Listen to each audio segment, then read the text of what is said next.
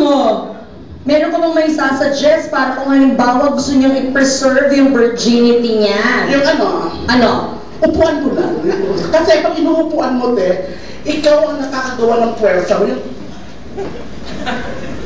Okay. May demonstration po tayo. Sa ilalim po ng upuan niyo, may booklet po. Pakibuksan para maintindihan. Uupo ka, di ba?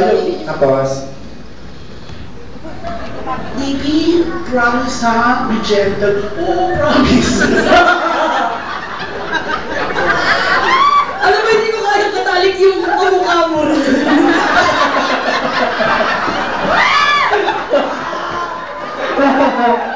Ang pangit sinasabi, oo, promise. Tapos yung mukha mo.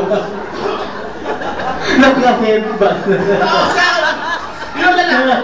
Itututok, tapos yung... Kunin ko kaya. Hindi, isa pa. Ang malalaki gago yan Gusto mo pag nakapasok na. So ikaw magpamaniobra. Habang nilalanda ang malalaki, binibigla. Paano yung tsura? Paano itulog mo?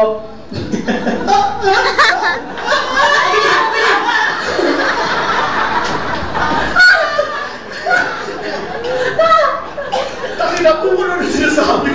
Yung parang napapanood natin sa Japanese, yung mga Japanese movie na pinapanood natin. Meron pa kayong naranasan si Petit yung patagilid? Yung sabi, change position naman tayo. Oo, sa change position naman tayo. Yung tinatawag na L position. Paano yun? Tapos kinamig yung paa, yung pag pinasok. Ano sabi mo? Sabi niya, ano yun? Hindi na lang siya ng banyo. Yung pala ako ito pa yung bedsheet Paglabas siya, sabi niya, ano yun? Sabi ko, wala, baon mo. Wala naman. Hangin lang. Kasi yung gulong na 30 dapat. Gulong 30 yung pressure.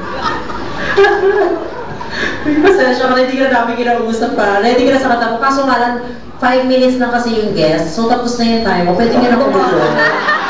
Hindi, okay lang. Pwede naman siya may take out. Kasi prime time na nandiyan na siya yung nag-prime time artist to. Storebook ka Oo. Tsaka hindi ka naman masyadong magaling, di ba?